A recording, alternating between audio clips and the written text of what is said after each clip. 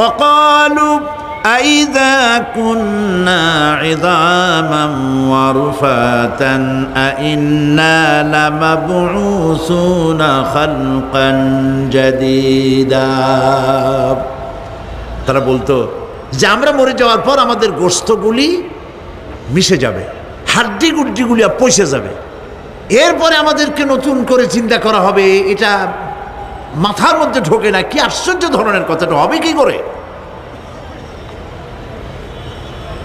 কাফের বেঈমানেরা আরো নানা ধরনের প্রশ্ন তারা করত। তারা বলতো আইদা মিতনা ওয়া কুন্না তুরাবান যালিকা রাজউম বাঈদ, আমরা মাটিতে মিশে যাব, তারপরেও কি আমাদেরকে চিন্তা করা হবে, আমাদেরকে আবার উঠানো হবে? এটা তো বুদ্ধির, এটা চিন্তার বাইরের কথা, এটা তো মানতে পারি না। আসলে কাফেরদের এই বক্তব্য অনুযায়ী পরকালের জীবন বুদ্ধি বহির্ভূত নয়। ওরা যে বলে যে এটা আমাদের বুদ্ধিতে কুলায় না, আসলে তারা বুদ্ধি খাটায় নাই। কাফের তো বুদ্ধি খাটায় নাই। যেমন আমাদের ইউনিভার্সিটিতে ঢাকা বিশ্ববিদ্যালয়ে একজন ছিল, বেটা মরছে, হ্যাঁ আমি নাম নাই নিলাম, আপনারা তো বুঝে ভালাইছেন। সে কয় যে পরকাল বিশ্বাস করি না, বিয়ে টিয়া মানি না, মরা এটা হইতে পারে কিন্তু মরার পরে আরেকটা জীবন হবে, ওইখানে হিসাব হবে, বিচার হবে, এই সমস্ত মানি না। এর থেকে আমারে তোমরা, আমি মরার পর হ্যাঁ মানে গোসল করাইও না, কাফন পরাইও না, জানাজা মানাজা এগুলি আমি বিশ্বাস করি না। নাউযুবিল্লাহ, কত বড় কপাল পোড়া, কত বড় কপাল পোড়া। ও মরার পর তার এই চিন্তা সম্পর্কে যখন আমি জানতে পেরেছি, আমার ধারণা হয়েছে ওই লোকটার উপরে আমার খুব দুঃখ হয় না। যেরকম কত কাফের আসছে, কত নাস্তিক আসছে, বিদায় হয়ে গেছে, এগুলো কোনো ব্যাপার না দুনিয়ার ইতিহাসে। সব থেকে বড় ব্যাপার হলো এই লোকটি বাংলা বিভাগে বছরের পর বছর, যুগের পর যুগ শিক্ষকতা করেছে ঢাকা বিশ্ববিদ্যালয়ে। সে কত সোনার টুকরা ছেলেকে কয়লার খনি বানায় দিয়েছে। এই জন্য বিশ্ববিদ্যালয়ে যারা চাকরি করে সরকারের দেখা উচিত কাদেরকে চাকরি, সেখানে শিক্ষকতা করার জন্য কাদেরকে নিয়োগ করা হচ্ছে, তারা নামাজি কিনা, তারা পরিষ্কার কিনা, তারা জেনাকার কিনা, তারা মদ খায় কিনা, তারা শয়তানি করে কিনা, দেখে শুনে ভালো মানুষ দেওয়া উচিত। মরে গেল, তারপরে তাকে রাখা হলো ডায়াবেটিক সেন্টারের মারিচুয়ারি ডিপ ফ্রিজের মধ্যে। তিনি বলে গেলেন আমি মরার পর আমাকে মেডিকেল কলেজে পাঠায় দিও, তারা আমারে কাটা ছেঁড়া করিয়া তারপরে অপারেশন শিখবে। তো তার নসিহত অনুযায়ী তাই করা হলো, ওসিয়ত অনুযায়ী। যখন মেডিকেল কলেজের ছেলেরা টের পেল যে ওই নাস্তিকরে আনতেছে মেডিকেল কলেজে অপারেশন করে আমাদের শেখাবার জন্য, তারা বললো আল্লাহর হস্তে মাপ চাই, এই শয়তানের এদিকে আনবেন না। কারণ সারা জীবন সে আল্লাহরে মানে নাই, অস্বীকার করেছে। পরে কাটা ছিঁড়া করে আমরা যদি কিছু শিখি তো তাই দিয়া যে রুগী ভালো হবে, অপারেশন করলে সেটাও মরবে। সুতরাং মাপ চাই, ফিরাইয়া এখন ওইটার কি অবস্থা হয়েছে আমি জানি না, লেটেস্ট নিউজ জানি না কোথায় আছে। যদি এখন কবর তো কপালে হইল না, এখন যদি রাস্তাও ভালায় দেয়, আমাদের দেশে কুত্তাও খাবে না। কারণ কুত্তাগুলি আমাদের দেশে এত অভদ্র না যে এত পচা বাসি লাশ খাবে, ওদেরও একটা রুচি টুচি আছে। প্রিয় ভাই সব, এদের চিন্তা, এদের বুদ্ধি হলো, এদের বুদ্ধি সীমিত বুদ্ধি। আর আল্লাহ কোরআনে বুদ্ধির কথা বলেন নাই, আল্লাহ বলেছেন জ্ঞানের কথা। আর ওরা হলো বুদ্ধিজীবী। ওরা কি জীবী কন? বুদ্ধিজীবী। আচ্ছা আপনারা একটা প্রশ্নের জবাব দেন তো, দুনিয়ার সব থেকে বড় বুদ্ধিজীবী কেনা? মাশাআল্লাহ, আপনাদের ওয়াজ না শুনাইলেও হবে, আপনারা তো জানি ফেলাইছেন সব। সব থেকে বড় বুদ্ধিজীবীর নাম হলো শয়তান, আর সব থেকে বড় জ্ঞানীর নাম হযরত আদম আলাইহিস সালাম। মানুষের মধ্যে সর্বপ্রথম আল্লাহ তাকে জ্ঞান দান করেছিলেন। সুবহানাল্লাহ। আল্লাহ পাক কোরআনের মধ্যে কোথাও বলেন নাই যে আমি বুদ্ধি দিছি। আল্লাহ পাক বলেছেন ওয়া আল্লামা আদামাল আসমাআ কুল্লাহা, আমি আদমকে সমস্ত জিনিসের জ্ঞান দিয়েছি, নামগুলা শিখাইছি। সুবহানাল্লাহ কোন। ওয়ালাকাদ আতাইনা লুকমানাল হিকমা, আমি লোকমানকে জ্ঞান দান করেছি। ওয়ালাকাদ আতাইনা দাউদা ওয়া সুলাইমানা ইলমা, আমি দাউদ আর সুলাইমানকে কি দিছি? বুদ্ধি দিছি। কি দিছি? জ্ঞান দান করেছি। ইব্রাহিম আলাইহিস সালাম বলেছেন, হে আমার আব্বা, হে আমার পিতা, আমার কাছে এমন জ্ঞান এসছে যে জ্ঞান আপনার কাছে নাই। ফাত্তাবিউনি আহদিকা সিরাতান সাবিয়্যা, আপনি আমার অনুসরণ করেন, আমি আপনাকে সোজা রাস্তায় উঠায় দেব। সুবহানাল্লাহ। আমার কাছে এমন ইলম আসছে। কোরআনে কারিমে আল্লাহ রাব্বুল আলামিন বুদ্ধি শেখো, আল্লাহর কাছে বুদ্ধি কামনা করো, এটা তিনি এক জায়গাও বলেন নাই। বলেছেন আমার কাছে দোয়া চাও, রব্বি জিদনি ইলমা। পড়েন সবাই, রব্বি জিদনি ইলমা। আবার বলেন, রব্বি জিদনি ইলমা। আয় আল্লাহ, তুমি আমার জ্ঞান বৃদ্ধি করে দাও। শয়তান ছিল বুদ্ধিজীবী, আদম আলাইহিস সালাম ছিলেন জ্ঞানী। শয়তান সুদ্দা। আল্লাহ পাক যখন সকলকে বললেন উসজুদু লিআদামা, সবাই মিলে আদমরে সেজদা দাও, ফাসাজাদু, সবাই মিলে সেজদা করলো, ইল্লা মিস্টার ইবলিস সেজদা করলো না। আবা ওয়াস্তাকবারা ওয়া কানা মিনাল কাফিরিন, কপাল পুড়ল, জম্মের পোড়া। এখন ও যে বুদ্ধিজীবী, দুনিয়ার বড় বুদ্ধিজীবী, দেখেন অবস্থা। আল্লাহ পাক জিজ্ঞেস করলেন, ইবলিস রে, আমার হুকুমটা তুই মানলি না কেন? কোন জিনিস তোরে বাধা দিল আমার হুকুম অমান্য করতে? মানলি না কেন? ও তখন, ও তো বুদ্ধিজীবী, বুদ্ধির আশ্রয় নিয়েছে। সে বলছে, আল্লাহ পাক, এটা মানি নাই একটা বৈজ্ঞানিক কারণেই, একটি দার্শনিক কারণেই মানতে পারি নাই। কারণ হচ্ছে খালাকতানি মিন নার ওয়া খালাকতাহু মিন তিন, তারে বানাইছো মাটি দিয়া, আমারে বানাইছো আগুন দিয়া, আনা খায়রুম মিনহু, আমি ওর থেকে অনেক ভালো। নাউযুবিল্লাহ। কত বড় কপাল পোড়া। আগুনের গতি হলো ঊর্ধ্বমুখী, মাটির গতি নিম্নমুখী। ঊর্ধ্বগতি সম্পন্ন একটা জিনিসকে নিম্নমুখী জিনিসের সামনে মাথা নত করতে বলা তোমার একটা অবৈজ্ঞানিক অদার্শনিক হুকুম হয়ে গেছে। নাউযুবিল্লাহি মিন যালিক। আল্লাহ পাক বললেন, ইন্নাকা রাজিম, মরদুদ, বিতাড়িত, সব আমল বরবাদ করে দিলাম। দেখেন, অপরাধ শয়তান করেছে, অপরাধ আদম আলাইহিস সালামও করেছে। একজন অপরাধ করে শয়তান হয়ে গেল, আর একজন অপরাধ করে আল্লাহর পয়গম্বর হয়ে গেলেন। সুবহানাল্লাহ বলবেন না? কেন? কারণ হলো শয়তান বুদ্ধিজীবী, বুদ্ধির আশ্রয় নিল। আদম আলাইহিস সালাম তিনি বুদ্ধির আশ্রয় নেন নাই, তিনি আকলের, তার জ্ঞানের কাছে তিনি আশ্রয় নিয়েছেন। অর্থাৎ তিনি চিন্তা করতেছিলেন যে আল্লাহ পাক আমাকে নিষেধ করলেন একটা গাছের কাছে যেতে, আমিও গেলাম, বউও গেল, যা নিষেধ করলেন সেটা করলাম। এখন যদি আল্লাহ আমারে প্রশ্ন করেন যে আমার হুকুম অমান্য করলা কেন, কি জবাব দেব? আদম আলাইহিস সালাম জবাব খুঁজে পাচ্ছিলেন না। কিন্তু আমি ওই আয়াত তেলাওয়াত করার পর সর্বপ্রথম সেই ছাত্র জীবনে আমি চিন্তা করলাম জবাব তো একটা দিতে উনি পারতেন। ছাত্র মানুষের মধ্যে তো নানান চিন্তা আসে, তো আমার চিন্তা আসলে উনি একটা জবাব তো দিতে পারতেন, আমাদের আবাল বাসার একটা জবাব তো দিতে পারতেন, এই যে আল্লাহ পাক সবই ঠিক আছে, অপরাধ আমি করেছি, ভুল আমি করেছি, কিন্তু আমার এটা জানতে ইচ্ছে হয় জান্নাতের সমস্ত নাজ নেয়ামত আমার জন্য তুমি জায়েজ করে দিলা, যে গাছটার কাছে যাওয়া যাবে না, ফল খাওয়া যাবে না, এরকম একটা গাছ জান্নাতের মধ্যে বানাইয়া আমার বিপদে ভালাইলা কেন? এরকম একটা জবাব তিনি দিতে পারতেন, কিন্তু তিনি দেন নাই। কারণ তিনি বুঝতে পেরেছেন মহাশক্তিধর আকাশ আর জমিনের মালিক আল্লাহ রাব্বুল আলামিনের সামনে আর্গুমেন্ট চলে না, তার সামনে আর্গুমেন্ট চলে না, সারেন্ডার চলে, আত্মসমর্পণ করা চলে। হযরত আদম আলাইহিস সালাম কোনো আর্গুমেন্টের কাছে গেলেন না, কেঁদে কেঁদে অস্থির হয়ে যাচ্ছেন। আল্লাহ রাব্বুল আলামিন যখন প্রশ্ন করবেন, আদম রে আমার হুকুম ভাঙলি কেন, অমান্য করলি কেন, কি জবাব দেব? আর ঠিক সেই মুহূর্তেই রব্বুল আলামিন প্রশ্ন করলেন, আদম রে আমার হুকুম অমান্য করলে কেন?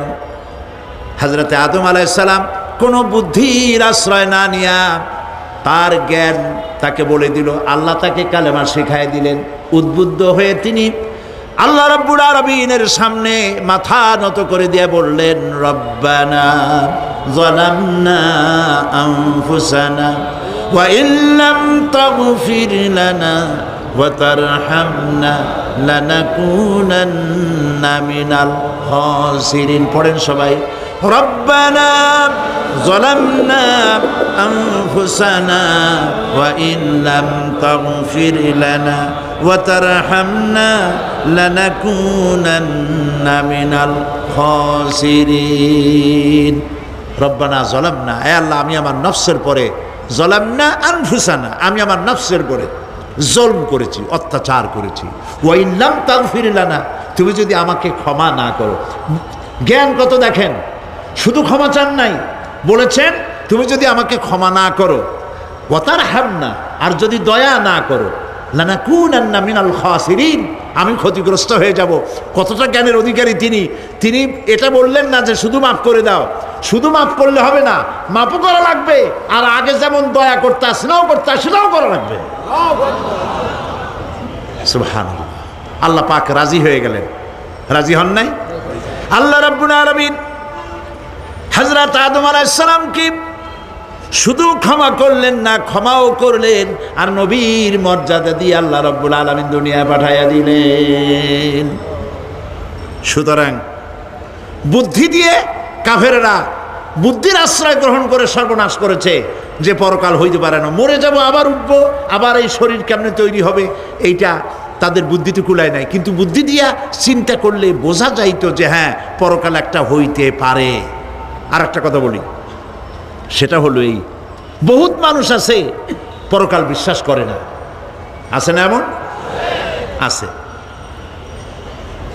এখন আমরা বিশ্বাস করি পরকাল, আমরা কারা কারা বিশ্বাস করি হাত উঁচু করে দেখান তো। আলহামদুলিল্লাহ বলি, বলেন আলহামদুলিল্লাহ। এখন যারা বিশ্বাস করে না তাদেরকে জানাতে চাই, আমরা যারা পরকালে বিশ্বাস করি, তাহলে পরকাল যদি না হয়, কিয়ামত যদি না হয়, বিচার আচার যদি কিছু না হয়, আমরাও বেঁচে গেলাম, আপনারাও বেঁচে গেলেন। কিন্তু সত্য সত্যই যদি পরকাল একটা হয়, বিচার যদি হয়, আমরা বেঁচে যাব, ফেসে যাবা তোমরা। প্রিয় ভাই সব, আল্লাহ রাব্বুল আলামিন সুন্দর করে বুঝাচ্ছেন। দেখো এই যে সারা বছর এই যে ইটা কি বলে পরকাল কেন হবে, এটা বুদ্ধি দিয়ে চিন্তা করো, জ্ঞান দিয়ে চিন্তা করো। সারা বছর ব্যবসা করার পর হিসাব নিকাশের একটা দিন আসে, আসে না? বলেন আসে কিনা? হিসাব নিকাশের একটা দিন আসে সারা বছর ব্যবসা করার পর, সারা বছর লেখাপড়া করার পর, তারপরে কি বলে পরীক্ষা দেওয়ার একটা দিন আসে, আসে না? তো সারা জীবন আপনি এখানে কাজবাজ করবেন, এখানে আপনি ভালো করলেন মন্দ করলেন, এর কোনো জবাব হবে না, বিচার হবে না। এটা পাগলে চিন্তা করতে পারে, আর পাগলেরা চিন্তা করে বলেই তারা বলে, পাগলেরই এটা কথা, মাটির পুতুল যেমনে নাচায় তেমনে নাচি, পুতুলের কি দোষ। মরিয়া দেখেন, এই গান যারা বিশ্বাস করে মরিয়া দেখেন অবস্থাটা কি হয়। ফেরেশতারা আসা ধোপায় যেমন কাপড় আশ্রায়, ওই রকম ঠ্যাং ধরিয়া কবরের মধ্যে আশ্রাবে, আর বলবে যেমনে আশ্রায় তেমনে আশ্রাই, ফেরেশতার কি দোষ। কাজে এই পৃথিবী শেষ কথা নয়, মৃত্যু অবধারিত, মরা লাগবে না। এবার দেখেন আল্লাহ কি বলেন, আল্লাযী খালাকাল মাউতা ওয়াল হায়াতা লিয়াবলুয়াকুম আইয়ুকুম আহসানু আমালা। আল্লাহ পাক বলছেন আমি মৃত্যু আর জীবন সৃষ্টি করেছি। কেন করেছি লক্ষ্য করুন, লিয়াবলুয়াকুম, যাতে করে আমি তোমাদেরকে পরীক্ষা করে নিতে পারি। কি ব্যাপারে? আইয়ুকুম আহসানু আমালা, আমলের দিক থেকে, নেক কাজের মধ্য থেকে, ভালো কাজ এবং খারাপ কাজের মধ্য থেকে, আইয়ুকুম আহসানু আমলা, ভালো কাজের দিক থেকে তোমাদের মধ্যে কে উত্তম, কে ভালো মানুষ, এইটার পরীক্ষা নেওয়ার জন্য আমি মৃত্যু আর জন্মের সৃষ্টি করেছি। প্রিয় ভাই সব খুব লক্ষ্য করুন, জন্ম আর মৃত্যু, জন্ম হলে মৃত্যু হবেই, না হবে না? এই যে একটা ডিউরেশন, একটি সময়, এই সময়টা হলো পরীক্ষার সময়। আমরা যারা পড়াশোনা করেছি, আপনারা পড়াশোনা করেছেন নিশ্চয়ই, কলেজে অথবা হাই স্কুল অথবা মাদ্রাসায় প্রতি বছর একটা করে পরীক্ষা আসে না পরীক্ষা? এই পরীক্ষার ডিউরেশন কত সময়? 3 ঘন্টা। কয় ঘন্টা বলে? 3 ঘন্টা। এই 3 ঘন্টা পরীক্ষা দিতে গিয়ে আপনারা কি কোনো ছাত্রকে দেখেছেন যে প্রশ্নপত্র সামনে নিয়ে গল্প করতেছে, প্রশ্নপত্র সামনে নিয়ে তাস খেলে, জুয়া খেলে, আরেকদিকে তাকায় থাকে? প্রতিটি মুহূর্ত সে কাজে লাগাচ্ছে, প্রতি মুহূর্ত কাজে লাগাচ্ছে। 3 ঘন্টা পুরা হওয়ার 2 ঘন্টার মধ্যে পরীক্ষা তার শেষ হয়ে গেছে, কিন্তু সে চলে যাচ্ছে না, বাকি আরো 1 ঘন্টা আধা ঘন্টা রিভাইজ করতেছে। সে যা যা পরীক্ষা দিয়েছিল প্রশ্ন অনুযায়ী জবাবগুলি ঠিক হয়েছে কিনা সে মিলাই দেখে। কারণ কি? কারণ হলো এই পরীক্ষা যদি ফেল করি, বাপ মায়ের কষ্ট করা পয়সাগুলি বিফলে চলে যাবে, আমি চাকরি পাবো না, আমার জীবনটা 1 বছরের জন্য নষ্ট হয়ে যাবে।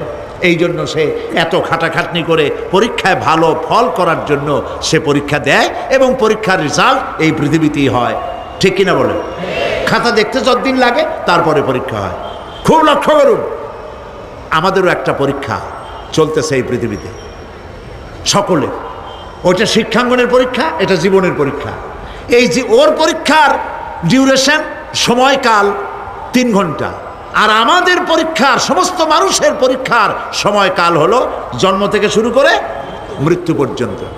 এর মধ্যে বালেগ হওয়া পর্যন্ত সময়টা কনসিডারেবল, ক্ষমার যোগ্য।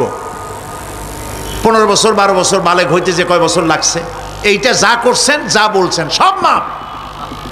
কিন্তু বালেগ হওয়ার পরের থেকে নিয়ে মৃত্যু পর্যন্ত যা যা করবেন সমস্ত কাজের হিসাব আল্লাহর কাছে দিতে হবে।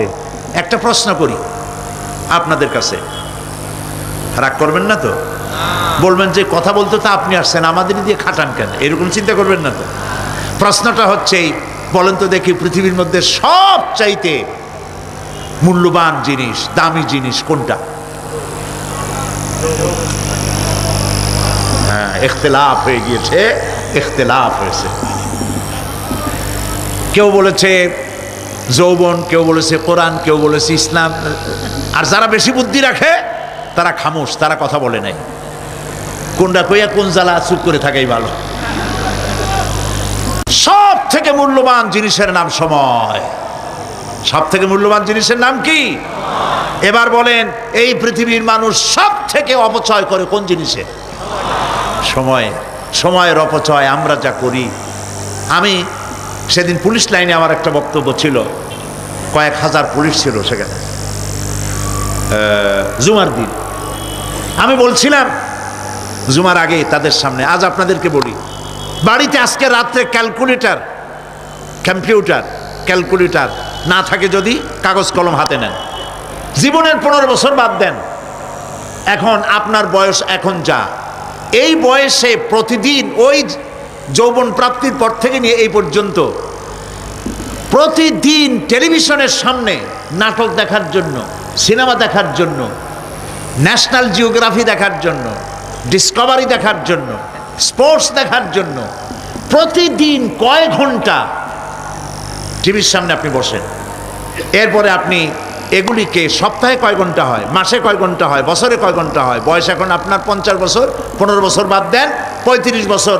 হিসাব করেন কয় বছর আপনি টেলিভিশনের সামনে বসা ছিলেন।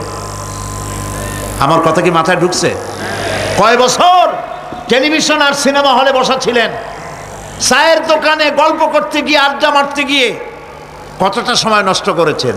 রবীন্দ্রনাথ, যতীন্দ্রনাথ, যোগীনাথ, তারপরে আরো কি, এই যে শরৎচন্দ্র, এই সমস্ত এই নাম মনে আসলো। কবি, সাহিত্যিক, ঔপন্যাসিক, নাট্যকার, তাদের বইপত্র, গল্পের বই, ভূতের গল্প, এই সমস্ত গল্পের বই পড়িয়া জীবনে কতটা সময় নষ্ট করেছেন। সবগুলি এক জায়গায় করেন, সবগুলি এক জায়গায় করেন। এরপরে আপনার চোখ ছানা বড় হয়ে যাবে, দেখতে পাবেন আপনার জীবনের উল্লেখযোগ্য 35 বছরের কম করে হলেও 20 বা 25 বছর অপচয় হয়ে গেছে, নষ্ট হয়ে গেছে। ইন্না লিল্লাহি ওয়া ইন্না ইলাইহি রাজিউন। জীবনের সব থেকে মূল্যবান সময়গুলি নষ্ট করে ফেলেছি আমরা। আল্লাহ পাক বলেছেন, পরীক্ষা নেওয়ার জন্যই এই পৃথিবীতে দিয়েছিলাম। এখন ওর পরীক্ষার, ছাত্রের পরীক্ষার সময় 3 ঘন্টা, রেজাল্ট আউট হবে এখন। আর আপনার আমার পরীক্ষা মৃত্যুতে, জন্ম থেকে শুরু মৃত্যু পর্যন্ত, কিন্তু রেজাল্ট এখানে আউট হবে না। রেজাল্ট আউট হবে কোথায়? কিয়ামতের দিন। কোথায় হবে? হতেই হবে কিয়ামতের দিন।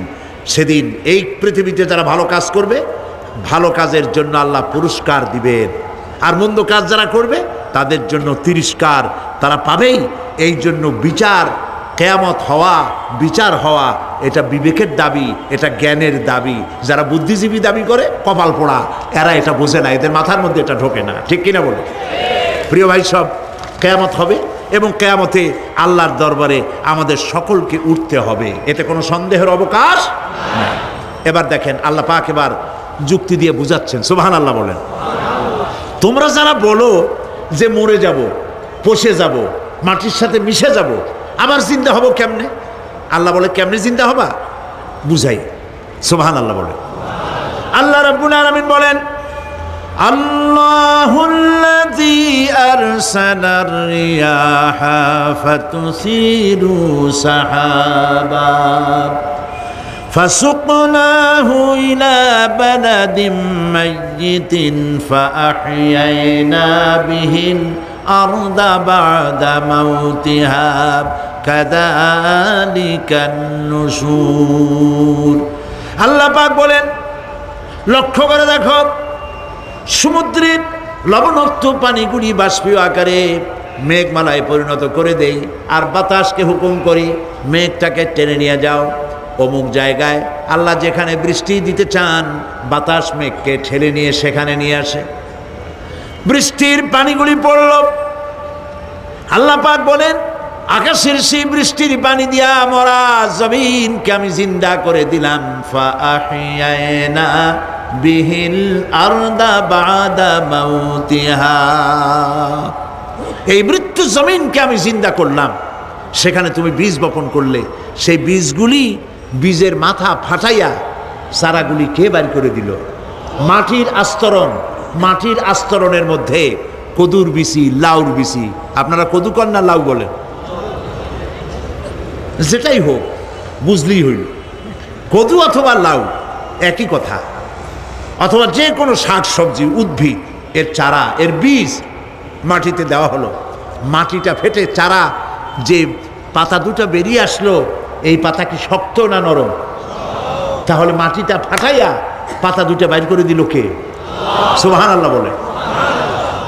মরা জমিন থেকে, মরা জমিনে বৃষ্টির পানি দিয়ে জমিনটাকে জিন্দা করে তার ভিতর থেকে আমি এভাবে করে জিন্দা করি, উদ্ভিদগুলিকে জিন্দা করে দেই।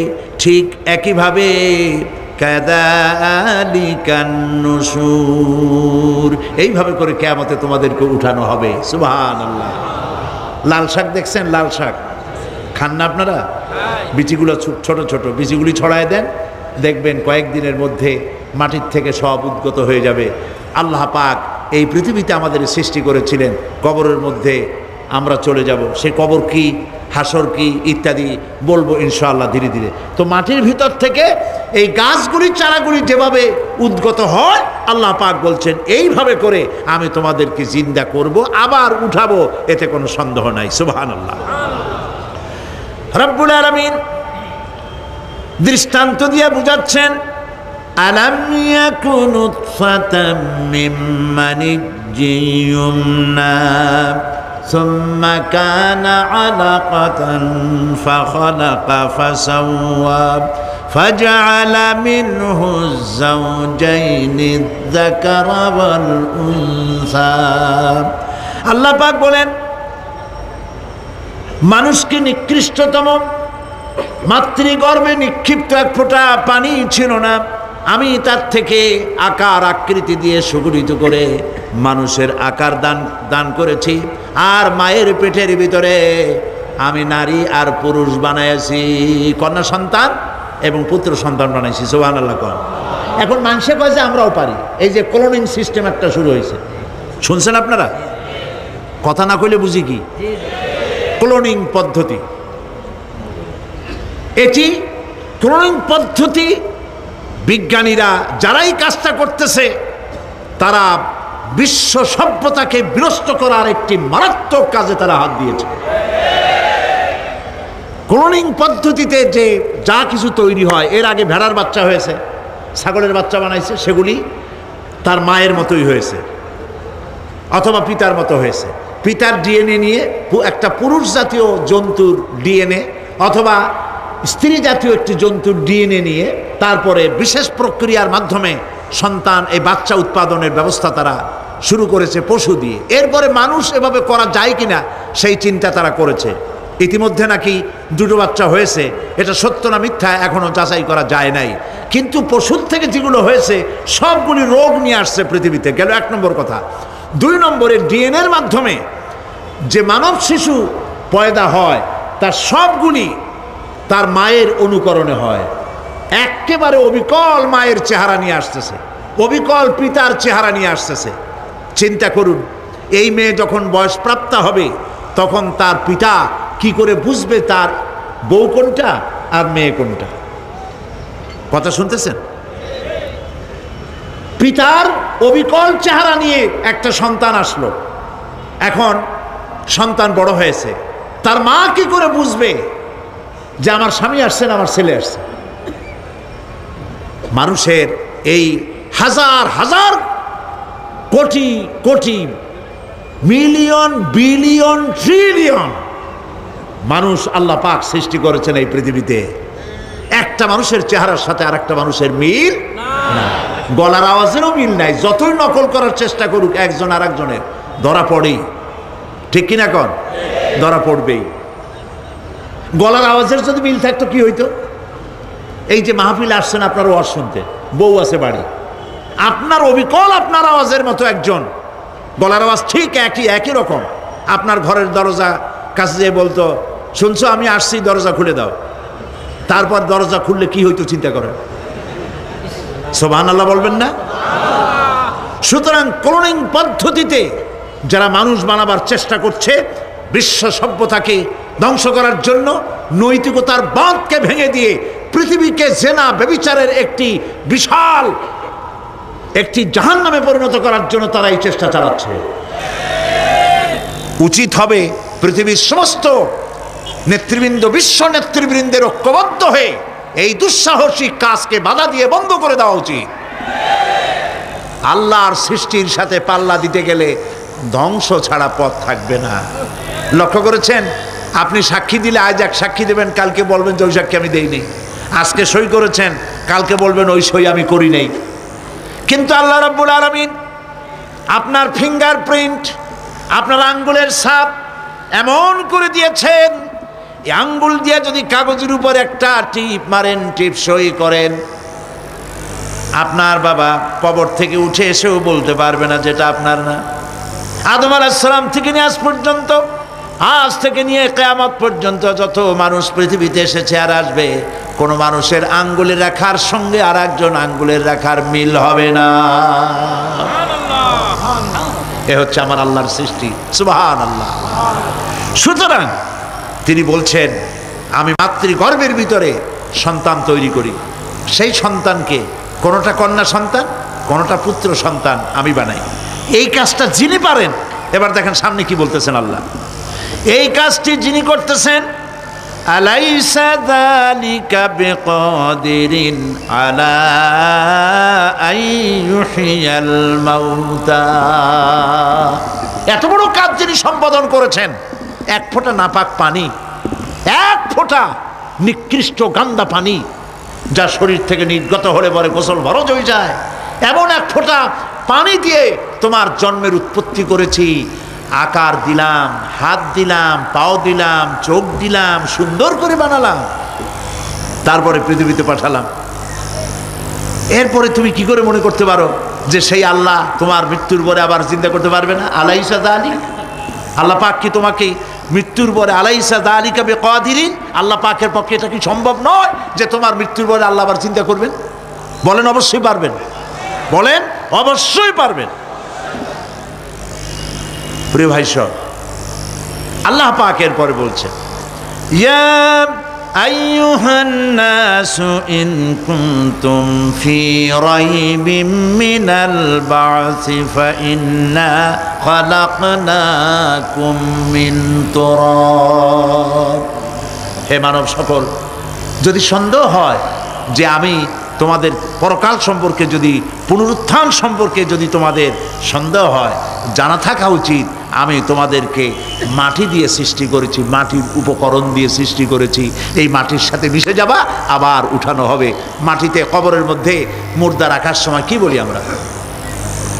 মিনহা খালাকনাকুম ওয়া ফিহা নুঈদুকুম। পড়েন সবাই, মিনহা خلقناكم وفيها نعيدكم ومنها نخرجكم تارة أخرى। মাতৃগর্ভের ভিতরে মানুষকে আল্লাহ রাব্বুল আলামিন হাত পাও চক্ষু কর্ণনাসিকা দিয়ে সুন্দর করে মায়ের পেটের ভিতরে বানায়া এই পৃথিবীতে আল্লাহ পাক পাঠায় দেন। আর আল্লাহ পাক বলেন, সুম্মা নুখরিজুকুম তিফলা, বাচ্চার আকারে মায়ের পেট থেকে বের করে দিলাম। যে আল্লাহ রাব্বুল আলামিন এইভাবে করে তোমাদেরকে সৃষ্টি করেন। যালিকা বিআন্নাল্লাহা হুয়াল হক। জেনে রাখো, এসব কিছু এই জন্যই ঘটে যেহেতু আল্লাহ রাব্বুল আলামিন, আল্লাহ তাআলা মহাসত্য। তিনি যা বলেন তাও সত্য, তার কথার মধ্যে কোনো রকমের বৈপরীত্য নাই। ব্যারোমিটার যন্ত্র আছে, যে যন্ত্রের মাধ্যমে আবহাওয়া মাপা হয়, বৃষ্টি হবে কি হবে না, ঝড় হবে কি হবে না, জলোচ্ছ্বাস হবে কি হবে না, এগুলি ব্যারোমিটার যন্ত্র দিয়া, আবহাওয়া মাপা যন্ত্র দিয়ে তারা মাপে। কিন্তু আপনারা কি কখনো শুনেছেন যে রেডিও টেলিভিশনে বলা হয়েছে সন্দ্বীপ, কুতুবদিয়া, হাতিয়া, সেন্ট মার্টিন এবং বাঁশখালী, আর কি কোন দু একটার নাম, কক্সবাজার, পতেঙ্গা ইত্যাদির উপর দিয়ে 280 মাইল স্পিডে ঝড়ো হাওয়া প্রবাহিত হবে। আগামীকাল 30 ফিট উঁচু হয়ে জলোচ্ছ্বাস হবে, এরকম কথা বলে কেউ? কি বলে? হইতে পারে, হইতে পারে, বজ্রসহ বৃষ্টিপাত হতে পারে। এবার কোরআন শরীফ দেখুন তো, কোরআন শরীফে কোথাও আছে পরকাল হইলেও হইতে পারে, কবর আযাব এটাও হয়তো হইতে পারে, জান্নাত আর জাহান্নাম থাকতেও পারে, এরকম কথা আছে? সব কথা ডাইরেক্ট, কোনো কথার ভিতরে কোন রকমের বৈপরীত্য নাই। আল্লাহ রাব্বুল আলামিন বলেছেন, ইযাস সামাউ ফাতারাত, আকাশ সমূহ যখন বিদীর্ণ হয়ে যাবে, ওয়া ইযাল কাওয়াকিবু তাসারাত, আর যখন তারকাসমূহ বিক্ষিপ্ত হয়ে পড়বে, ওয়া ইযাল কুবুরু বুসিরাত, আর যখন কবরের ভিতরে যা কিছু আছে সব উদ্গীরণ করে দেওয়া হবে। সমস্ত কথাগুলি ডাইরেক্ট। যালিকা বিআন্নাল্লাহা হুয়াল হক, যেহেতু আল্লাহ মহাসত্য। ওয়া মান আসতাকু মিনাল্লাহি কিলা, আর আল্লাহর চাইতে সত্যবাদী আর কে আছে? বলেন আছে কেউ? সে আল্লাহ রাব্বুল আলামিন বলেন, এত কিছু কাজ এত সুন্দর ব্যবস্থাপনা করে যিনি করেন, ওয়া আন্নাহু ইউহিল মাউতা ওয়া আন্নাহু আলা কুল্লি শাইইন কাদির। সে আল্লাহ রাব্বুল আলামিন তোমাদেরকে তোমাদের মৃত্যুর পরে আবার জিন্দা করবেন, এতে সন্দেহ করার কোনো কারণ নাই। وأن الساعة آتية لا ريب فيها وأن الله يبعث من في القبور। আল্লাহ পাক বলছেন অবশ্যই কিয়ামত আসবে, তাকে কেউ বিন্দুমাত্র এতে কোনো সন্দেহ নাই।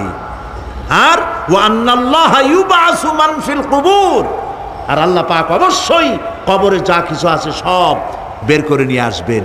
কান্নাহুম জারাদুল মুনতাশির, যেমন আপনারা দেখছেন কিনা এই যে যখন বন্যা বলে, পানি টানি যখন ওঠে, বন্যা না কি বলে, তুফান, বন্যা ইত্যাদি যখন হওয়ার সম্ভাবনা হয়, তখন মাটি থেকে, গ্রাম্য পরিবেশে দেখা যায় মাটি থেকে পোকামাকড়গুলি এভাবে উঠতে থাকে। দেখছেন না আপনারা? দেখছেন কিনা? পাখাওয়ালা পিঁপড়াগুলি এইভাবে সব উঠতে থাকে, কান্নাহুম জারাদুম মুনতাশির। এইভাবে করে পোকামাকড় পতঙ্গগুলি যেভাবে মাটি থেকে উদ্গত হতে থাকে, সমস্ত খবরগুলি থেকে মানুষগুলি এভাবে উদ্গত হয়ে যাবে।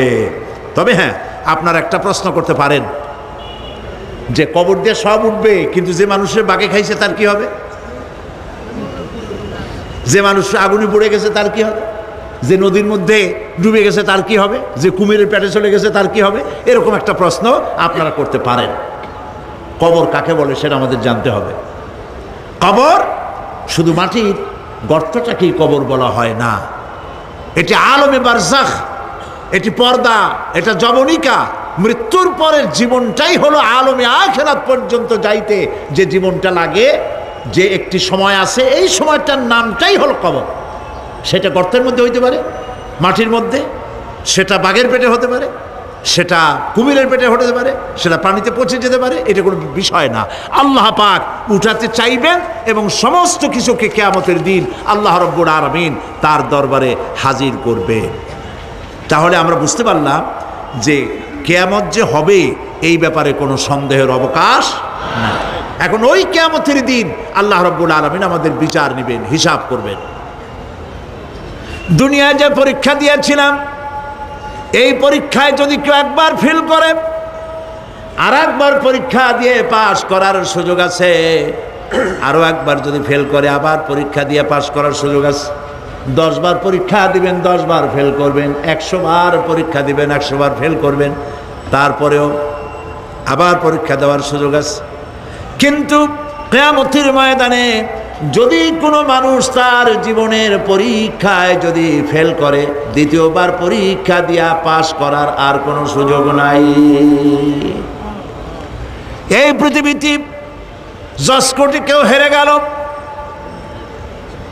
হাইকোর্টে আপিল করার সুযোগ আছে। হাইকোর্টে যদি হেরে যায়, সুপ্রিম কোর্টে কেস করে জেতার সুযোগ আছে, আপিল করার সুযোগ আছে। সুপ্রিম কোর্টেও হেরে গেল, প্রেসিডেন্টের কাছে জীবন ভিক্ষা চাওয়া যাইতে পারে। কিন্তু কিয়ামতে আখিরাতে আদালতে ওই জায়গায় মানুষ যদি একবার তার জীবনের মামলায় হেরে যায়, দ্বিতীয়বার আপিল করার আর কোনো জায়গা নাই। কঠিন জায়গা, সেই জায়গা হবে এবং সেখানে সবাইকে উঠতেই হবে। সুতরাং এই যে প্রশ্ন করা হয় যে প্রায় এই কিয়ামত কবে হবে, এটা বিশ্বাস করি না, হ্যান ত্যান ইত্যাদি, মরলে আবার জিন্দা করবে কে, এই সব প্রশ্নের কোনো দাম নাই। আল্লাহ পাক এই ব্যাপারে আরেকটি কথা বলছেন, ইয়াসআলুনাকা কাআন্নাকা হাফিয়ুন আনহা কুল ইন্নামা ইলমুহা ইনদাল্লাহ ওয়ালাকিন্না আকসারান নাসি লা ইয়ালামুন।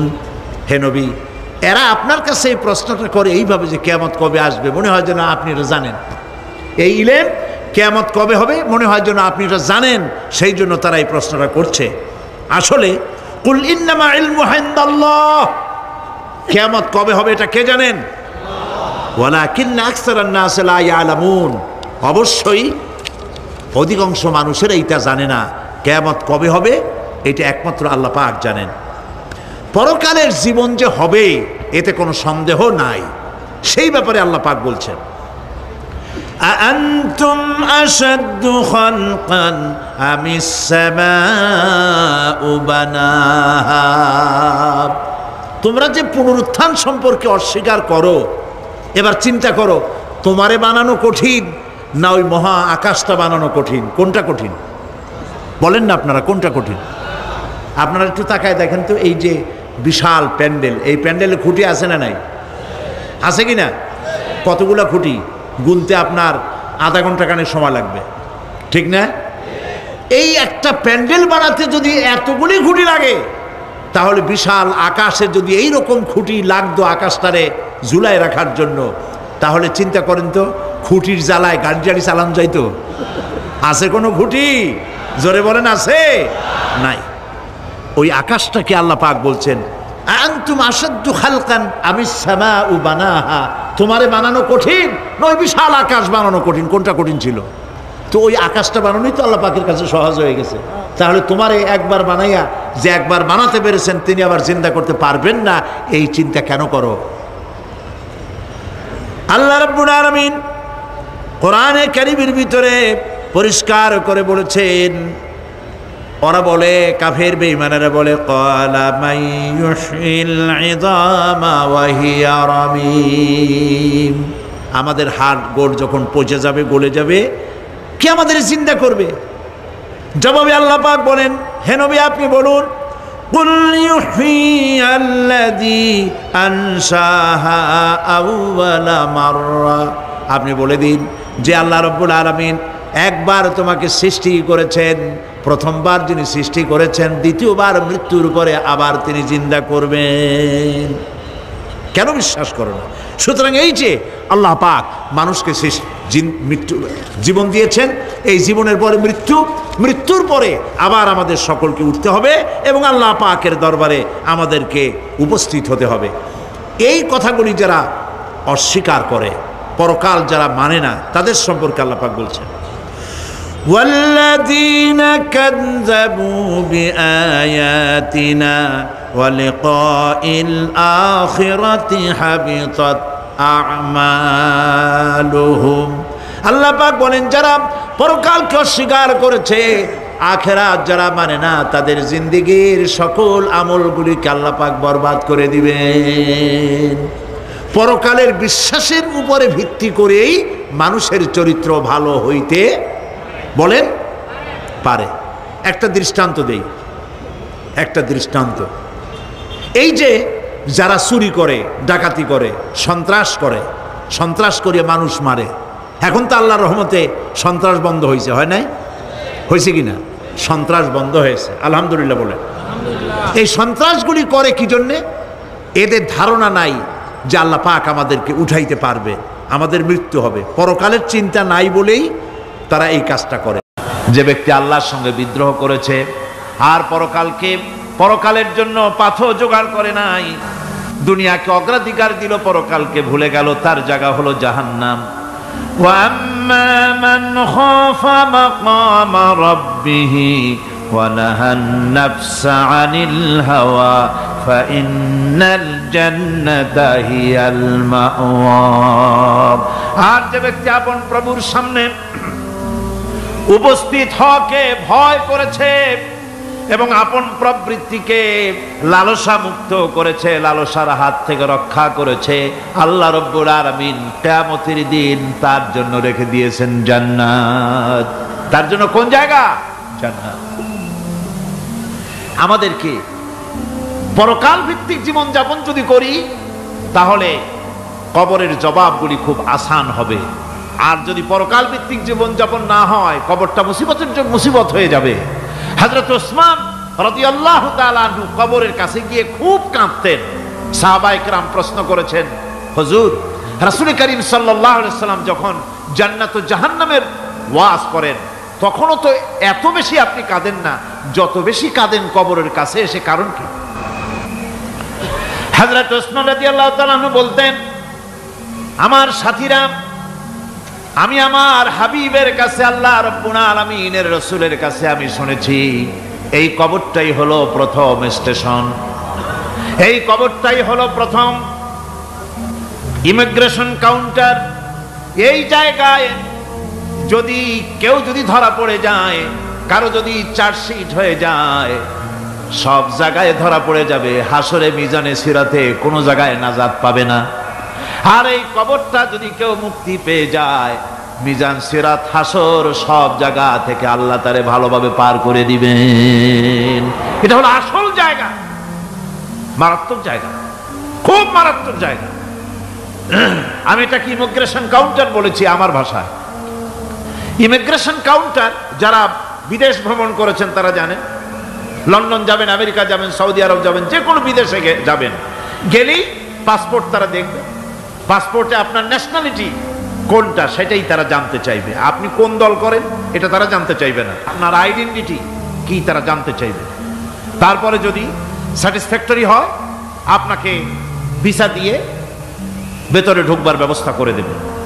আর যদি তারা স্যাটিসফাইড না হয়, তাহলে আপনাকে মেহমানখানায় ঢুকানো হবে গ্রেফতার করে। কবর হচ্ছে এ ধরনের একটি ইমিগ্রেশন কাউন্টার। কবরের ভিতরে মানুষ যখনই রাখা হবে সঙ্গে সঙ্গে দুজন ফেরেশতা আসবে। কবরের কাছে যারা এসেছিল দাফন হয়ে যাওয়ার পর এই লোকগুলি 40 কদম যেতে যতক্ষণ লাগে এর মধ্যেই দুজন ফেরেশতা এসে যাবে, এসে জিজ্ঞেস করবে মান রব্বুকা, তুমি কোন দল করতে? ওটা তাদের জানার দরকার নাই। ব্যবসা করতেন না চাকরি করতেন প্রয়োজন নাই। প্রথমেই জিজ্ঞাসা করা হবে ন্যাশনালিটি, প্রথমেই জিজ্ঞাসা করা হবে তার ন্যাশনালিটি সম্পর্কে, তার আইডেন্টিটিটা কি, এবং সেটাকে সত্যায়িত করার জন্য বোঝার জন্য 3টি প্রশ্ন। প্রথম প্রশ্ন মান রব্বুকা ওয়া মা দীনুকা ওয়া মান নাবিয়ুকা, তোমার রব কে, তোমার দ্বীন কি, তোমার নবী কে। যদি এই ব্যক্তি বেঈমান হয়, মুনাফিক হয়, সে বলবে হায় হাতা লা আদরি, হায় হাতা লা আদরি, জানি না আমার রবকে, আমি জানি না। তোমার দিন কি, দিন কারে কয় বুঝি না। এরপরে আল্লাহর নবী জনাবে মুহাম্মদ রাসূলুল্লাহ সাল্লাল্লাহু আলাইহি ওয়াসাল্লামকে দেখানো হবে, বলা হবে মা কুনতা তাকুলু ফি হাদার রাজুল, এই ব্যক্তি সম্পর্কে তোমার ধারণা কি নিকে? বলবে আমি চিনি না। নাউযুবিল্লাহ। বাস, এরপরে তার যা হবার তাই শুরু হয়ে যাবে। আর যদি বান্দাটা মুমিন হয়, প্রশ্ন করা হবে মান রব্বুকা, জবাব দেবে রব্বি আল্লাহ, আমার রব আল্লাহ রাব্বুল আলামিন। ওয়া মা দীনুকা, দীনুনা ইসলাম, আমার দিন হচ্ছে ইসলাম। এরপরে আল্লাহর নবীকে দেখানো হবে। কয়েক রকমের বর্ণনা আছে, কোন বর্ণনায় আছে হুজুরের আকারে দেখানো হবে, অথবা রাসূলকে সরাসরি দেখানো হবে। বলা হবে মা কুনতা তাকুলু ফি হাদার রাজুল, এই লোকটি সম্পর্কে ধারণা কি? মুমিন ব্যক্তি বলবে হাদা নবিয়ুনা মুহাম্মাদুর রাসূলুল্লাহ সাল্লাল্লাহু আলাইহি ওয়াসাল্লাম, ইনি আমার তো সেই নবী মুহাম্মাদুর রাসূলুল্লাহ সাল্লাল্লাহু আলাইহি ওয়াসাল্লাম। আমরা যেন এই রকমের জবাব দিতে পারি, আল্লাহ কবুল করো। সকলে জোরে কোন আমিন। জবাব হয়ে যাওয়ার পর গায়ব থেকে আওয়াজ আসবে ফাফরিশু বিল জান্নাতি ওয়ালবিসু বিল জান্নাহ, ও আমার ফেরেশতারা আমার এই বান্দাকে জান্নাতের পোশাক পরায়া দাও আর কবরটাকে জান্নাতের বিছানা বিছায়া দাও। জান্নাতের পোশাক পরায়া দাও, জান্নাতের বিছানা বিছায়া দাও। ইলা মাদ্দা বাসারিহি, তার চোখের দৃষ্টি যতদূর যায় কবরটা ততটা প্রশস্ত করে দাও। এরপর বেহেশতের পোশাক পরাইয়া বেহেশতের বিছানা বিছায়া ফেরেশতা বলবে নম কানাউমুল উরুস, ঘুমিয়ে যাও। দুলামিয়া যেমন বাসর সজ্জায় নতুন বউ নিয়ে আরামে ঘুমায়, এরকম আরামে ঘুমায় যাও। ইলা ইয়াউমিল কিয়ামা, কিয়ামত পর্যন্ত ঘুমায় থাকবে, আরামে ঘুমিয়ে থাকবে। এরপরে সিংগায় ফুৎকার হবে, সিংগার ফুৎকারের আওয়াজে তার ঘুম ভেঙে যাবে। বলবে ইয়া ওয়াইলানা মান বা'সানা মিন মারকাদিনা, হায় আফসোস, আমার এত আরামের ঘুম থেকে কে আমাকে জাগ্রত করলো, আমার ঘুমটারে নষ্ট করলো কে? আওয়াজ আসবে হাদা মা ওয়াদার রহমান ওয়া সাদাকাল মুরসালুন, এটা হচ্ছে রহমানের সেই ওয়াদা, আর মুরসালিনরা নবীরা সত্য কথাই বলেছিলেন, সেই কিয়ামত অনুষ্ঠিত হচ্ছে। আমার বন্ধুগণ, সেজন্য এই দুনিয়ার মোহে পড়ে থাকলে পরে দুনিয়ায় যারা অগ্রাধিকার দিবে দুনিয়াকে পরকালের তুলনায়, জবাব দিতে পারবে না কবরের ভিতরে গিয়া। আর যারা পরকালকে অগ্রাধিকার দিবে, দুনিয়ার চাইতে পরকালকে বেশি অগ্রাধিকার দেবে, আর আল্লাহর ভয় কলিজার ভিতরে রাখবে, কবরের জবাব সঠিকভাবে দিতে পারবে, কিয়ামতের দিন আল্লাহ রাব্বুল আলামিন তাদের জন্য জান্নাত দান করবেন। জোরে বলেন আমিন। দুনিয়াটা হচ্ছে দুনিয়া যেখানে আমরা আসি। আমি আগেই বলেছি দুনিয়া হচ্ছে আদনা শব্দ থেকে এর উৎপত্তি হয়েছে, তুচ্ছ নিকৃষ্ট, এটার দাম নাই, এটার মূল্য নাই। হযরত ইবনে কাইয়িম রাহিমাহুল্লাহ নাওয়ারাল্লাহু মারকাদাহু ওয়া জাআলাল জান্নাতা মাথওয়াহু।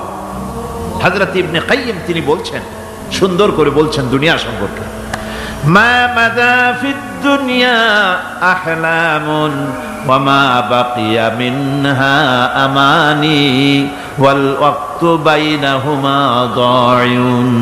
মা মাদা ফিদ দুনিয়া আহলামুন, জীবনের যে অংশ ফেলে এসেছি সেটা আজ একটা স্বপ্ন। ওয়া মা বাকিয়া মিনহা আমানি, আর জীবনের যে অংশ সামনে বাকি আছে সেটা এখন একটা আকাঙ্ক্ষা। ওয়াল ওয়াক্তু বাইনাহুমা দায়ুন, আর এর মাঝখান থেকে সময় সব চলে যাচ্ছে। কত বড় কথা চিন্তা করেছেন? জীবনের যে অংশ ফেলে এসেছি তা আজকে স্বপ্ন, তা আজ কি বলেন? স্বপ্ন। আর সামনে যা আছে সেটা আকাঙ্ক্ষা, আর মাঝখান থেকে সময় সব চলে যাচ্ছে। এরপরে তিনি বলছেন, ওয়ামাই ইয়াসহাবিদ দুনিয়া ইয়াকুন মিসলা আবিদিন আলাল মাই খানাতুহু ফুরুজুল আসাবিঈ। দুনিয়াদারের অবস্থা হচ্ছে এই, কেউ যদি দুই হাতে পানি খামসায় ধরে, দুই হাতে কি ধরছে বলে? দুই হাতে পানি খামসায় ধরেছে, খুব মজবুত করে ধরেছে, 2 মুঠ পানি। বলেন থাকবে কতটুকু? কতটুকু থাকবে? 1 ফোঁটাও থাকবে না, কারণ তার আঙ্গুলের ফাঁক তার সাথে খেয়ানত করবে, আঙ্গুলের ফাঁক দিয়া পানিগুলি সব বেরিয়ে চলে যাবে। সুতরাং দুনিয়া যারা চায় তারা ঠিক পানি খামসায় ধরলে পানি যেমন হাতের ভেতর থেকে খেয়ানত করে চলে যায়, যারা দুনিয়া চায় দুনিয়াও তাদেরকে এভাবে ফাঁকি দিয়ে চলে যায়। তবুও দুনিয়ার মায়া মানুষের এত বেশি। আল্লাহর নবী বলেন, লাউ কানা লি ইবনি আদামা ওয়াদিন মিন যাহাবিন লাহাব্বা ইয়াকুনা লাহু সানিন। এই পৃথিবীতে যদি কাউকে একটা মাঠ ভরে যদি সোনা দেওয়া যায়, লোকটা বলবে রব্বুল আলামিন, আমি যদি আরেকটা মাঠ এরকম সোনা ভরা পেতাম। দ্বিতীয় আরেকটা মাঠ দেওয়া হলে আবার বলবে যদি তৃতীয় আরেকটা মাঠ সোনা ভরে যদি পেতাম। নবীজি বলেন, ওয়ালা ইয়ামলাউ জাওফু ইবনু আদামা ইল্লা তুরাব। মানুষের পেট 3.5 হাত মাটি ছাড়া, কবরের মাটি ছাড়া মানুষের পেট ভরবে না। আরো চাই, আরো চাই, চাওয়ার কোনো শেষ নাই। মানুষ এভাবে করে দুনিয়ার মহব্বতে এমনি পাগল হয়ে যায়, শুধু দুনিয়ার মহব্বত, পরকালকে বেমালুম ভুলে যায়। আল্লাহ রাব্বুল আলামিন নবীজিকে ডেকে বলেছেন, নবী আপনি বলেন, কুল মা কুনতু বিদআম মিনার রাসূল।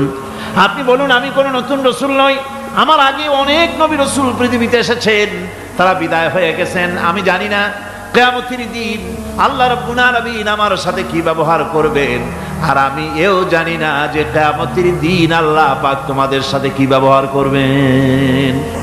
এই আয়াত নাযিল হওয়ার পর আল্লাহর হাবিব তার মেয়েকে ডাকলেন, জামাইকে ডাকলেন, নাতিদেরকে ডাকলেন, আহলে বাইতদেরকে ডাকলেন, আর বললেন, ও আমার মেয়ে, কলিজার টুকরা ফাতেমা গো শোনো, কেবলমাত্র আয়াত নাযিল হয়ে গেল, আল্লাহ পাক আমাকে শোনায়ছেন কিয়ামতের দিন আমি জানি না আমার সঙ্গে কি ব্যবহার করা হবে, আর এও জানি না যে তোমাদের সাথে কি ব্যবহার করা হবে। ও আমার কলিজার টুকরা মেয়ে ফাতেমা, কিয়ামতের দিন মুহাম্মদ সাল্লাল্লাহু আলাইহি সাল্লামের মেয়ে, এই হিসাবে তোমার নাজাতের ফয়সালা হবে না। ও আমার কলিজার টুকরা নাতি হাসান আর হোসেন, কিয়ামতের দিন মুহাম্মদ সাল্লাল্লাহু আলাইহি সাল্লামের নাতি হিসাবে ফয়সালা হবে না। ও আমার জামাই হযরতে আলী, কিয়ামতের দিন আমার জামাই হিসাবে নাজাতের ফয়সালা হবে না। আমল যদি ভালো হয় ফয়সালা ভালো হবে, জান্নাতে চলে যাবে।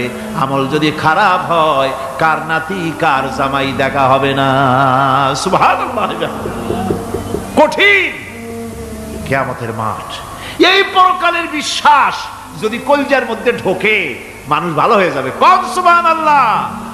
ওই যে মক্কার জীবনে ওই সমস্ত মানুষগুলি যারা চুরি করত, ডাকাতি করত, জেনা করত, বদমাশি করত, যারা শয়তানি করত, যারা মানুষকে খুন করত, এই মানুষগুলি এত ভালো হয়ে গেল, যারা চুরি ছেড়ে দিল, ডাকাতি ছেড়ে দিল, জেনা ব্যভিচার ছেড়ে দিল, এত ভালো হয়ে গেল, পৃথিবীর মধ্যে সেরা মানুষ তারা হয়ে গেলেন। জোরে বলেন সুবহানাল্লাহ।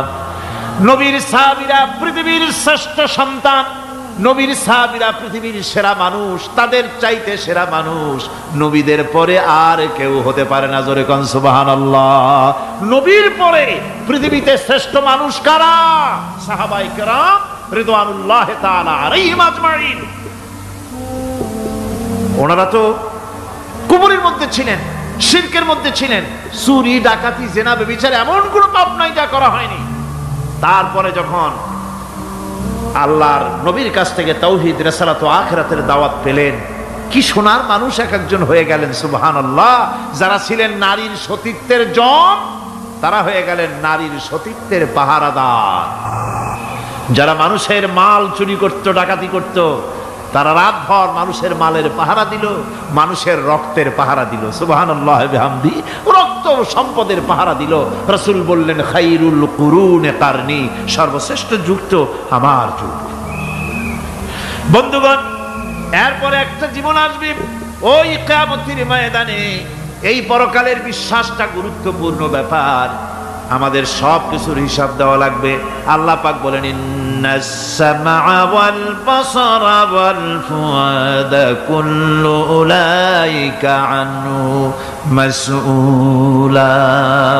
নিঃসন্দেহে মানুষের শ্রবণ শক্তি, দর্শন শক্তি এবং তার অন্তঃকরণের কল্পনা সম্পর্কে আল্লাহ রাব্বুল আলামিনের কাছে জিজ্ঞাসিত হতে হবে। কান দিয়া কি করেছিলা, চোখ দিয়া কি করেছিলা, মুখ দিয়া কি করেছিলে, হাত দিয়ে কি করেছিলে, সব কিছুর জবাব আল্লাহ রাব্বুল আলামিনের কাছে দিতে হবে। সবটার জবাব দিতে হবে, কোনো কিছু বাদ যাবে না। এমনকি মনের ভিতরে যে কল্পনা আমরা করি, এই কল্পনার হিসাবও আল্লাহর দরবারে দিতে হবে।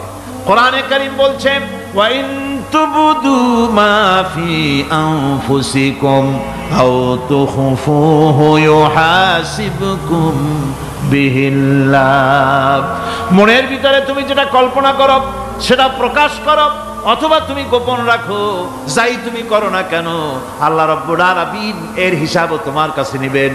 ফায়াগফিরু লিমান ইয়াশাউ ওয়া ইউআযযিবু মান ইয়াশাউ ওয়াল্লাহু আলা কুল্লি শাইইন কাদির। মহান আল্লাহ পাক বলেন, করার পর তোমার মনের ভিতরে কি কল্পনা করেছিলে ওইটার হিসাব আমি নেব। হিসাব নেওয়ার পর যারে খুশি ক্ষমা করে দেব, যাকে খুশি শাস্তি প্রদান করব। সব কিছুর উপরে আল্লাহ রব্বুল আলামিন শক্তিমান, সব তিনি করতে পারেন, সমস্ত কুদরত রয়েছে তার। সুতরাং মানুষদেরকে, আল্লাহর বান্দাদেরকে বিশ্বাস করতে হবে যে আমার কোনো কথা বাদ যাবে না। কথাগুলি রেকর্ড হচ্ছে, কথা রেকর্ড হচ্ছে। এই পৃথিবীতে আসার পর আমাদের হায়াত তো বাড়ছে না, বরং হায়াত প্রতি মুহূর্তে কি হচ্ছে? লোকেরা বলে হায়াত বাড়ে, হায়াত তো বাড়ে না। হায়াত কি হয়? জন্মের পরের থেকে আমার জন্য রিজার্ভ আছে যতটুকু, 50 বছর বাঁচবো, 60 বছর বাঁচবো, যতটুকু হায়াত আমার জন্য নির্ধারিত করা আছে, নির্ধারণ করা আছে, প্রতিদিন একদিন একদিন করে কমে যেতেছে। এজন্য আমি বলি, আমার বাড়িতে যে ঘড়িটা আছে, এই ঘড়িটা বেলা 1টার সময় ঢং করে একটা আওয়াজ দেয়, শ্রোতাকে শুনিয়ে দেয়, বাড়িওয়ালা তোমার জীবনের মূল্যবান হায়াত থেকে 1 ঘন্টা কমায়া দিলাম। 2টার সময় 2টা ঘন্টা লাগায় শোনায় দিল, বান্দারে তোমার জীবনের মূল্যবান সময় থেকে 2টি ঘন্টা কমে গেল। এমনি করে দিন গেল, মাস গেল, বছর গেল, আমাদের হুঁশ হলো না। সময় চলে গেল তাস খেলে খেলে, সময় চলে গেল আমাদের খেলাধুলা করে, শয়তানি বদমাশি করে। সময় কতটুকু পেলাম? কিয়ামতের দিন, বিচারের দিনটা যেটা হবে, আল্লাহ রাব্বুল আলামিন বলেন বিচারের দিনটাই লম্বা হবে 50 আলফা সানা মিম্মা তাউদ্দুন। বিচারের দিনটা লম্বা হবে কত বছর? 50,000 বছর। কত বছর? দুনিয়ায় যেভাবে তুমি হিসাব করো, দুনিয়ার গণনা অনুযায়ী হাসরের বিচারের দিনটা হবে 50,000 বছরের মতো লম্বা। এক কিতাবে দেখেছি, তিনি লিখেছেন হিসাব করে কিয়ামতের ওই দিনটার হিসাবে 50,000 বছর একটা দিন লম্বা। ওই হিসাবে পৃথিবীতে যারা 60 বছর বাঁচলো, সে যেন আখিরাতে 2 মিনিট দুনিয়ায় বাঁচলো। চিন্তা করেছে? মাত্র 2 মিনিট। বছর যারা হায়াত পেল 2 মিনিট বাঁচল। এই 2 মিনিটের জন্য কত হাঙ্গামা, কত মারধর, কত সন্ত্রাস, ক্ষমতার জন্য লড়াই, হ্যান করেঙ্গে ত্যান করেঙ্গে, লাঠিকে আন্দার মুগুর ভরেঙ্গে, শক্তির ঠেলায় অস্থির। আমার বন্ধুগণ, সময় চলে যাচ্ছে, স্রোতের মতো করে কারো জন্য সময় অপেক্ষা করতেছে না। আমাদের মৃত্যু প্রতি মুহূর্তে কাছে চলে আসতেছে। এই জন্য শায়ের বলেছেন, আগাহ আপনি মৌত সে কোই বাশার নেহি, আগাহ আপনি মৌত সে কোই বাশার নেহি, সামাসো বরস কে হ্যাঁ পল কি খবর নেহি। মৃত্যু সম্পর্কে আমাদের কারো জানা নাই, যে কোনো মুহূর্তে মৃত্যু আমাদের কাছে এসে যেতে পারে। মৃত্যু সম্পর্কে কিছুই জানা নাই, অথচ প্রতি মুহূর্তে আমরা মৃত্যুর দিকে এগিয়ে চলছি। মাল সামান 100 বছর কি ধরে খাবো তাও জমা করে রেখেছি, কিন্তু এক মুহূর্তের খবর নাই। মাহফিলে এসেছি, বাড়ি যেতে পারবো নিশ্চয়তা নাই। আছে? বলেন আছে? আপনি বাড়ি যাও ভালো, বসেছেন, দাঁড়াতে পারবেন এই নিশ্চয়তা আছে? নাই। সুতরাং সূরার যে সময়ের উপরে কসম করে মূলত সময়ের অপরিসীম গুরুত্ব সম্পর্কে আল্লাহ পাক মানুষকে বুঝাই দিতেছেন। সময়ের দাম দাও। আমাদের সময় চলে যায় গান শুনতে শুনতে, আশ্চর্য মলম বিক্রি করা দেখতে দেখতে, তাস পাশা খেলতে খেলতে সময় চলে যায়, কেউ খেয়াল করে না। সময় বলতে অতীত কালও হতে পারে, আবার বর্তমানও হতে পারে। আর বর্তমান কাল কোনো কালই না, বর্তমান কাল কোনো কাল নয়। প্রতি মুহূর্তে ভবিষ্যৎ এসে বর্তমান হয়, আর প্রতি মুহূর্তে বর্তমান কি হয়? অতীত হয়ে যায়। বর্তমান কাল বলে কোনো কাল নেই, প্রতি মুহূর্তে অতীত হয়ে যাচ্ছে। এই যে আমি মাহফিলে বসছিলাম প্রথম এসে, ওইটা কি এখনো বর্তমান আছে? এই যে বর্তমান কথা বলছি, এটা অতীত হয়ে যাচ্ছে। সুতরাং বর্তমান কাল নাই। আল্লাহ পাক অল আসরের সময়ের কসম করে বলছেন। যদি আমরা চিন্তা ভাবনা করি তাহলে আমরা লক্ষ্য করব আমাদের আসল মূলধন সময়। আসল মূলধন কি? জীবনের আসল মূলধন কি? সময়। ইমাম রাজি রহমতুল্লাহ আলাইহি এই পর্যায়ে এক বুজুর্গের ব্যক্তির কথা তিনি আলোচনা করেছেন। তিনি বলেছেন যে একটা লোক, তিনি সূরা আল আসর এর ব্যাখ্যা তিনি বুঝতেছিলেন না। ব্যাখ্যাটা কি? এই মাথার মধ্যে ঘুরপাক খাচ্ছিল এর ব্যাখ্যা কি? একবার তিনি বাজারে ঢুকলেন, তারপরে তিনি শুনতে পেলেন বাজারের এক প্রান্ত থেকে একজন চিল্লায় বলতেছে, সেই ব্যক্তির উপরে রহম করো যার পুঁজি গলে যায়, সেই ব্যক্তির উপরে রহম করো যার পুঁজি গলে যায়। উনি চিন্তা করলেন পুঁজি এবার গলে কেমনে? উনি দৌড়ে গেলেন, যায় দেখেন যে যে ব্যাটা চিল্লাচ্ছে সে হচ্ছে বরফ বিক্রেতা। কি বিক্রেতা? বরফ, বরফ, আইস। এখন এই বরফ বিক্রেতা সে চিল্লায় বলতেছে, সেই ব্যক্তির পরে রহম করো যার পুঁজি কি গলে যায়। সূর্যের তাপ বাড়তেছে আর বরফ গলে যাচ্ছে। সে বুঝাতে চাচ্ছে যে আমার এই বরফটা জমাট থাকা অবস্থায় তোমরা কেউ কেনো, যেহেতু আমার পুঁজি তো এর মধ্যে আমি ইনভেস্ট করেছি। এটা যদি পানি হয়ে যায় তো পানি তো কেউ কিনবে না, এটা তো যেখানে সেখানে পাওয়া যায়। বরফ পাওয়া যায় না বলেই তো আমি বরফ কিনে আনছি। তোমরা আমার প্রতি দয়া করো, তাড়াতাড়ি করে বরফটা কিনে নিয়ে যাও। ইমাম রাজি রহমতুল্লাহ আলাইহি বলেন, বুজুর্গ ব্যক্তি চিৎকার মেরে বললেন, আল্লাহু আকবার, আমি কিন্তু এই বরফ বিক্রেতার ঘোষণার মধ্য দিয়ে সূরা আল আসরের তাফসীর আমি বুঝে ফেলেছি। তার মানে হলো বরফ বিক্রেতা যেভাবে বলতেছে সেই ব্যক্তির উপরে রহম করো যার পুঁজি গলে যায়, আমারও তো একটা পুঁজি আছে, ওই পুঁজির নাম হায়াত। প্রতি মুহূর্তে আমার পুঁজি তো গলে যেতেছে, আমার পুঁজি তো গলে যায়, প্রতি মুহূর্তে কমে যেতেছে। আহারে, এই পুঁজি যে গলে গেল ধরে রাখতে পারলাম না, এই জন্য কিছুই তো করতে পারি নাই। সূরা আল আসরের ভিতরে মানুষের আয়ুষ্কাল দেওয়া হয়েছে, বরফ গলে যাওয়ার মতো দ্রুত সে আয়ু কমে যাচ্ছে। একে যদি নষ্ট করে ফেলা হয়, ভুল কাজে ব্যয় করা হয়, সেটাই হচ্ছে মানুষের মূল ক্ষতি। মানুষের মূল ক্ষতি। ব্যবসায় ক্ষতিগ্রস্ত হয়েছে, এটা মূল ক্ষতি নয়। স্বাস্থ্য হারাইছে, মূল ক্ষতি নয়। রাজনীতিতে ব্যর্থ হয়েছে, মূল ক্ষতি নয়। জীবনে মন্ত্রিত্ব হারাইছে, মূল ক্ষতি নয়। মূল ক্ষতি প্রতি মুহূর্তে সময় নষ্ট হচ্ছে, এটাই মূল ক্ষতি। ভাইরা, কিয়ামতের দিন জান্নাতীদের কোনো দুঃখ থাকবে না, সকলের দুঃখ থাকবে। জান্নাতীদের কোনো দুঃখ থাকবে নাকি? থাকবে, থাকবে। জান্নাতীদের মনের মধ্যে একটা দুঃখই থাকবে, ভালো করে শুনুন। জান্নাতীদের মনের মধ্যে একটা দুঃখই হবে, তারা মনে মনে চিন্তা করবেন, আফসোস করবেন, আহারে যদি দুনিয়ায় বসে অমুক সময় বাসে বসেছিলাম, আজে বাজে চিন্তা করেছি, বাড়ির ড্রয়িং রুমে একা একা বসে বসে আজে বাজে চিন্তা করেছি, অমুক অমুক সময় খেলাধুলায় কাটাইছি, এই সময়গুলিতে যদি সুবহানাল্লাহ, আলহামদুলিল্লাহ, লা ইলাহা ইল্লাল্লাহ, আল্লাহু আকবার, এই তাসবিহ যদি পড়তাম, জিকির আজগার করতাম, জান্নাতের ভিতরে আরো নিয়ামত লাভ করতে পারতাম। সময়টা তো কাজে লাগাইলাম না। মানুষের শর্ত, মুমিনের সব কাজে সওয়াব। ওয়াকুলু লিন্নাসি হুসনা, মানুষের সঙ্গে ভালো ভালো কথা কও, মানুষের সঙ্গে হাসি মুখে কথা কও। একজনের সাথে হাসি মুখে কথা বললেন, আপনার একটা সদকা দেওয়ার মতো সমান সব আমলনামায় লেখা হয়ে গেল। ভালো ভালো কাম করো। বন্ধুগণ, সময় দ্রুত গতিতে চলে যাচ্ছে, মানুষের জীবন ক্ষতিগ্রস্ত হচ্ছে। ক্ষতি থেকে বাঁচতে পারবে 4টা গুণ যার মধ্যে আছে, বাকি সব ক্ষতিগ্রস্ত হয়ে যাবে।